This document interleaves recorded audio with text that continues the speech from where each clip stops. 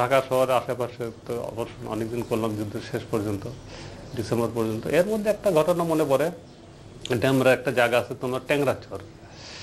এইখানে আমরা চিন্তা করলাম যে ওই আবাসিক যত এলাকা আছে এই এলাকার যত গ্যাস লাইন সাপ্লাইটা বন্ধ করে দেবো আর সেরাটন এখন যেসব হোটেল আমি যেত কী করতে হবে, পাইপ লাইনটা উড়ে দেবো আমরা। গেলাম, এক্সপ্লোজ সব চার্জ করলাম, যাকে পাঠাইছিলাম রেখি করতে ও আবার খুবই করছে যে একটা শর্ট রেঞ্জ দেখায় দিয়েছে। আসলে তা ছিল না, আমরা পার হইতে যে হাঁপাই গেছি। আমার সাথে যে এলএমজিম্যান ছিল নুরুল আমিন, ওরা আমরা গঙ্গা করে রাখতাম, গঙ্গা কি জ্বালাবো নাকি রেস্ট নিবি? কিসের রেস্ট জ্বালায় দাও। তারপর বাতাসে ম্যাচ মারি নিভা যায়, কী করুন খোলা জায়গা তো। ওরা অনেকগুলি কাঠে একখানে করে নিয়ে মারলাম, দেখলাম জ্বলে গেছে, তো দিলাম ধরায় ডেটা জ্বলতে আমরা দৌড়। আর যে বিকট বাস শুরু হলো না, ধাম ধাম মানে অ্যাটমের মতো। আমাদের একটা মুক্তি মানে পইরা গেল খালের পারে, দৌড়ে আসলাম। দুইটা নৌকা ছিল, এক নৌকা তো আগেই পার, আমরা তখন নতুন নৌকা চালান শিখছি, বুঝছো। এখন এই পার তাড়াহুড়া করতে করতে নৌকা গেছে ডুবে। তো ভাগ্য বলো এটা বর্ষার শেষ মুহূর্তে আর কি, বুক পানি, গলা পানি, কোথাও ডুব পানি, এইরকম অবস্থা আর কি। এখন নৌকার মধ্যে তো আর্মস, নৌকা ছাড়া যেতেছে না, এইটা ছাড়লে শেষ। এইদিকে ওইদিক করতে করতে আর আমরা চিন্তা করতেছি যে যাত্রাবাড়ির থেকে আর্মি বা ড্যামরার থেকে আর্মি আসলেই যাবে, এলএম যদি ফায়ার করবো ওরা শেষ। 20 মিনিট আধা ঘন্টা হয়ে গেছে, মনে করে যে 20 গজও পারিতে পারিনি। মানে আমরা সাঁতার জানি, কিন্তু ওই গ্রাম্য ভাষা বলে দাম বলে, মানে লতা পাতার মতো সাঁতার দিলে পায়ে যে পেঁচা, আবার ডুব দেগুলি টান দিয়ে ছিঁড়ি, আবার উঠি করতে করতে হাঁপাই গেছে। তা আমি ওদেরকে বললাম যে দুইজন আমার সাথে, যে তোমরা যা পারো তোমরা যান বাঁচায় চলে যাও, তোকে না আপনি রেস্ট নেন। আমি কমান্ডার মানুষ, রেস্ট নেওয়া তোমরা ঠেলবা, কারণ কোনো অসুবিধা নেই। তা আমি করলাম কি, নৌকা ক্যাচ মেরা নাকটা এই 2-3 মিনিট আবার সেন্স আসলো, না আমি রেস্ট নিতেছে আর ওরা ঠেলতেছে, এটা হইতে পারে না। আবার ঠেলতে একটা ধান খেতে, আমাদের টার্গেট যে সামনে একটা কবরস্থান আছে, ওই কবরস্থানটা চলে দিতে পারলে উঁচু জায়গা, ওই পাশটা গেলে আর গুলিগুলো আমাদের লাগবে না। এই করতে করতে তোর অনেক শার্ট খুলে বলেছি, ধান ক্ষেতের চিকন চিকন আগায় ব্লেডের চেয়ে ধার কুচি হয়ে গেছে ধারা শশীর। তা ভাগ্য বললো যে ওরাও ভয় পাইছে, ওইখানে ওরা যে আগুন প্রায় আকাশ সমান উঠে গেছে, বুঝছো, কেয়ামতের মতো। টিনের বাড়িগুলি 15-20 মিনিট চিক করতেছে, দিনের আলোর চেয়ে বেশি, আর সব মানুষ ভাগতেছে। এই সিনের পরে আমরা ভাগ্য বলে যে ওই ভয়ে যাত্রাবাড়ি ওরা আর্মিরা মনে করছে মুক্তিবাহিনী না জানি কি করতেছে, আর ড্যামরার ওরা লক্ষণ নদীর লাভ দিয়ে 2টা আর্মিও মরে গেছে। তারপর আমরা বইটার উপরে বেঁচে গেলাম, 1.5 ঘন্টা লাগলো কবরস্থানে আসতে। মুক্তিযুদ্ধের স্মৃতিতে আমরা শুনলাম সে বিশাল ঘটনা। তো আপনার যে নিজের কেরিয়ার, আপনার প্রথম কনসার্ট, প্রথম পারিশ্রমিক, এই সমস্ত নিয়ে আমাদের দর্শকদেরকে একটু বলেন। আসলে আমি কোনো গায়ক না, বেসিক্যালি এটা একটা জিদের বসে আমি মানে এই রাস্তায় আসা আর কি। তা আমার স্বাধীনের পরে মানে তখন তো ঢাকা শহরের লোক সংখ্যা খুব কম, সবাই সবাইকে চিনে। এই আশেপাশের সব এলাকার ছেলেমেয়েরা মিলে একটা গোষ্ঠী ছিল, তারা গান টান করতো, নাটক টাটক করতো।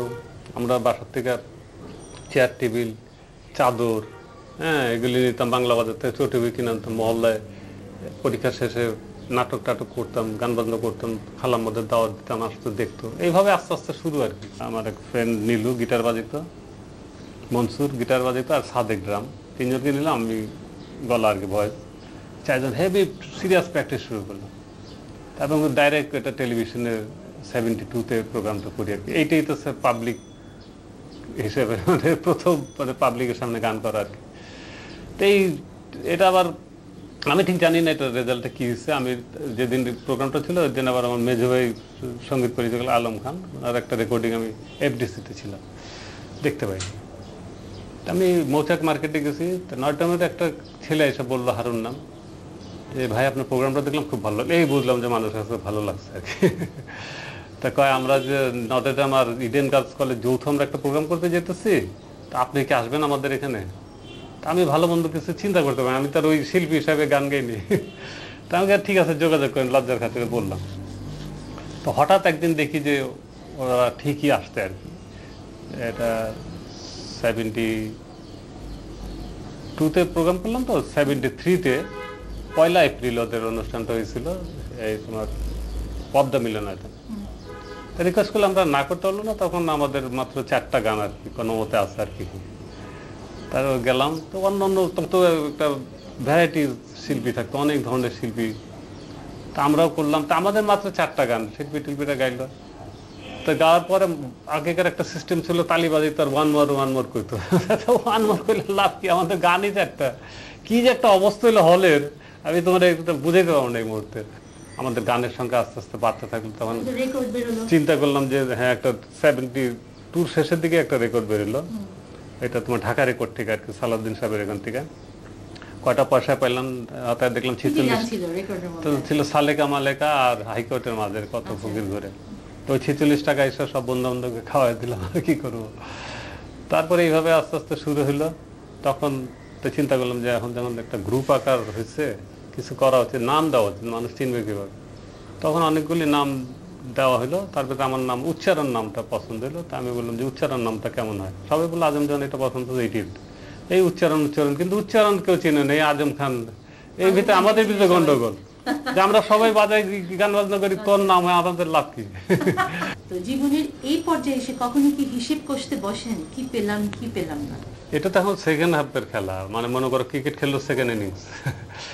এখন মনে করো কিছু আর এই দেশ জাতি বা দুনিয়ার কাছে চাওয়ার আমার কিছু নাই।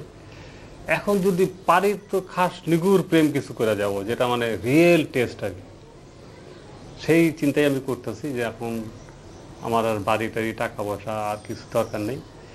আমার মানুষের জন্য যারা আছে, যারা আসবে, যারা থাকবে, তাদের জন্য যাতে আমি একটা ভালো কিছু করে যেতে পারি, একদম সঠিক একটা জিনিস। এবং নতুন প্রজন্ম যারা আছে, আমার মনে হয় তারা এখন দিন বদল চায়, তারা অবশ্যই একটা সুন্দর বাংলাদেশ গড়বে, যেটা স্বর্গরাজ্য বাংলাদেশ হবে। নিশ্চয়ই আমি দেখবো এটা। আজম ভাই, আপনার স্বপ্ন বাস্তবায়িত হোক আমরা প্রত্যাশা করি। আপনাকে অনেক ধন্যবাদ, আমাদের অনুষ্ঠান আজকে সময় দিয়েছেন। কিন্তু অনুষ্ঠান শেষ করার আগে আপনার গলায় আমরা একটু গান শুনতে চাই।